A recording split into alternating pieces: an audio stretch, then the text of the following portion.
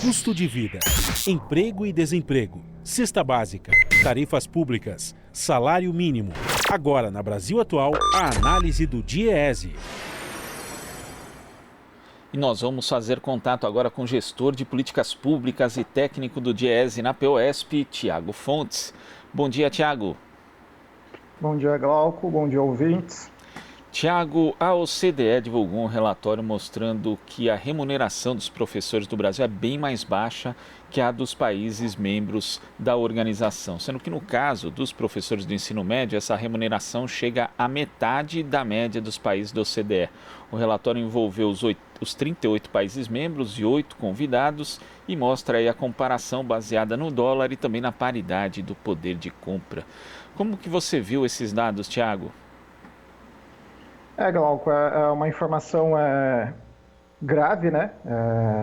É um problema, a remuneração do professor no Brasil é um problema que não é de hoje, de algum tempo. A OCDE vem fazendo essas análises anualmente e não vem demonstrando melhoras, apesar do Brasil ter aí algumas medidas que tentem solucionar esse problema, elas não vêm sendo eficientes, né? A OCDE, no caso, analisa e compara aí os dados brasileiros, né, as informações brasileiras com os dados dos membros da própria OCDE, que são geralmente países desenvolvidos, né, com países com um resultado educacional melhor do que o nosso, e mostra aí o quanto que a gente está aquém, e um dos motivos dele, sem dúvida, é a desvalorização de um dos principais responsáveis pelo processo de aprendizagem, se não o principal, que é o professor, né? Que é um dos principais atores ali do processo de aprendizagem. Quando a gente fala também dessa questão da comparação com os mesmos profissionais de outros países, a remuneração dos professores é baixa também em relação à própria realidade do Brasil, já que eles recebem na média o equivalente a 71,7% da média de profissionais com o mesmo nível de formação. Quer dizer, é uma precarização mesmo do profissional da educação, que, como você destacou, Tiago, é tão importante, né? O ator principal praticamente desse processo de aprendizagem. É correto.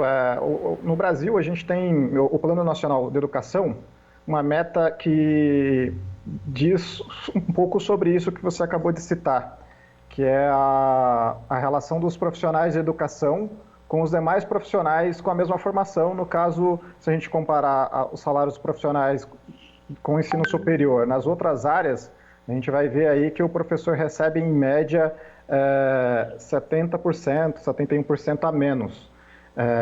Isso vai contra, por exemplo, a meta do Plano Nacional, que diz que deveria se aproximar e igualar, né?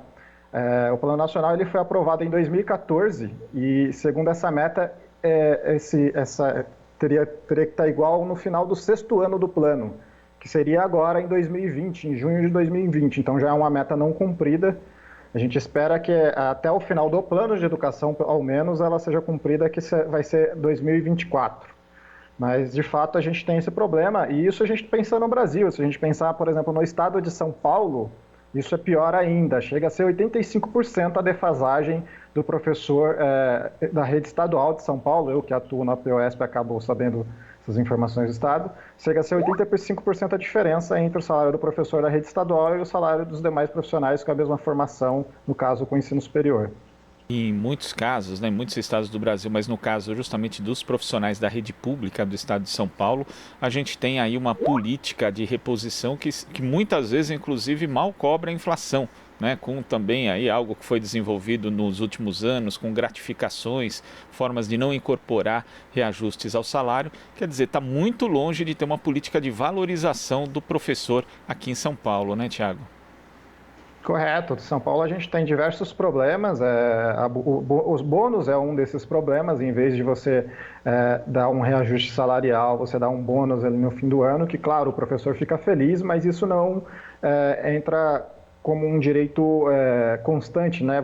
Quando você for ter um próximo reajuste, não vai ser em cima desse bônus que você ganhou anteriormente. Então, às vezes você tem um reajuste por menor que seja, é melhor do que você ganhar um bônus, porque isso é implementado dentro dos direitos, isso vai entrar no 13º, vai entrar nas férias. É interessante falar disso, dessa dificuldade do Estado em implementar, não só o de São Paulo, mas como outros estados. A gente tem, por exemplo, a lei do piso, né? A lei do piso dos professores, do piso do magistério, que está aprovada desde 2008. E existe uma dificuldade imensa dos estados em respeitarem essa lei, né? Num último levantamento que a gente fez pelo Diese agora no começo do ano, a gente percebeu que de todos os estados, apenas 11 cumprem a lei, que é o Acre, Amazonas, Minas Gerais, Piauí, Amapá, Ceará, Distrito Federal, Mato Grosso, Roraima, Mato Grosso do Sul e Maranhão, que é pagar o mínimo de R$ 2.886,24. Todos os outros estados, inclusive São Paulo, que a gente citou aqui, que é o estado mais rico do Brasil, não paga esse valor mínimo aos professores. Tem um salário inicial de carreira menor do que esse. Então, isso mostra como que é difícil, né, você seguir uma carreira, seguir motivado e gerar interesse na carreira de professor com esse quadro aí de completa desvalorização salarial. E é interessante, né, Tiago, porque quando a gente vê, por exemplo, legislação referente à questão fiscal, já se justificou, inclusive, até processos e conclusão de impeachment, né, enquanto o descumprimento da lei do piso do professor, simplesmente, ela acontece de forma natural e não tem nenhuma consequência para os gestores, né? Sim, correto. A gente tem esse descumprimento que, no caso de São Paulo, por exemplo, é constante. Outros estados também. O Rio de Janeiro, por exemplo, é o estado que paga o segundo pior piso. O piso do professor no Rio é de R$ 1.709,38 para trabalhar 40 horas. Um professor que trabalha menos horas, ele ganha menos ainda que isso. Então, a gente tem aí uma situação de total descaso e onde a lei, como você mesmo disse, não é cumprida e também não existe consequências a esse não cumprimento, né? E o que gera grandes desgastes na relação aí do professor e diminuição de interesse pela carreira, como a gente já falou aqui. Agora, para a gente concluir, Tiago, você acha que existe uma perspectiva melhor para os professores com a aprovação do novo Fundeb, que aumenta o aporte de recursos para a educação, também com instrumentos como custo aluno-qualidade? Sim, é muito interessante esse novo Fundeb, primeiro porque ele aumenta aí o valor, o percentual a ser destinado a pagamento de remuneração dos professores, que era de 60% e vai para 70%, né? Não só para professores, mas para os profissionais da educação. Ele aumenta aí os recursos do fundo, né? A complementação da União, que era antes 10%, vai para aumentar para 23%, sendo que desses 23% vai manter os 10% como era antes, e vai ter mais 10,5% que vai ser a partir do valor total aluno. E esses 10,5% a mais, ele também vai contar aí nesses 70%. Então vai ter um percentual a mais, vai ter mais recursos. Outra coisa que o novo Fundeb coloca ele deixa claro aí que o pagamento desses valores, o gasto com o MDE, que é o desenvolvimento da educação, manutenção e desenvolvimento da educação, ele não inclui inativos e pensionistas, que são, no caso, os aposentados e pensionistas, né?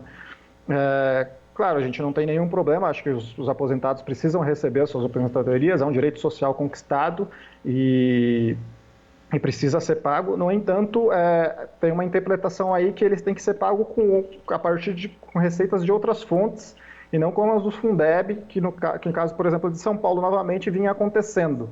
Isso deixou totalmente claro, então aí é um recurso da educação que não vai ser desviado para outros fins, que no caso que é da Previdência, né? Então, o dinheiro da Previdência é dinheiro da Previdência, e o Estado precisa garantir esse dinheiro, e o dinheiro da educação é dinheiro da educação. E isso vai facilitar, então, dar uma possibilidade maior do pagamento dos professores. A introdução do CAC é bem interessante também, porque o CAC, aí a gente está falando aí dos países da OCDE, o CAC é um indicador que tenta aí aproximar a condição da educação brasileira à condição dos países desenvolvidos, que no caso os países da OCDE são países, em sua maioria, desenvolvidos, né? Então a ideia é diminuir essa diferença que a gente acabou de ver. Ele traz aí referências, né, do que precisa ser feito, tanto de salarial quanto de estrutura escolar, né?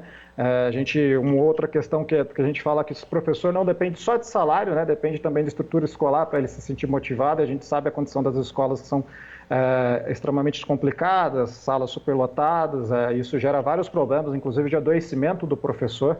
Então, o CAC aí vem ajudar a gente a gerar indicadores e a produzir políticas que possam fazer com que a gente diminua a diferença aí da qualidade da educação brasileira em relação à qualidade de educação de países desenvolvidos. Tá certo, Thiago. Muito obrigado pela sua participação aqui no Jornal Brasil Atual e até a próxima. Obrigado também pelo convite. Até mais. Até. Conversamos aqui com o gestor de políticas públicas e técnico do Diese na POSP, Thiago Fontes. Você está ouvindo Jornal Brasil Atual. As notícias que os outros não dão.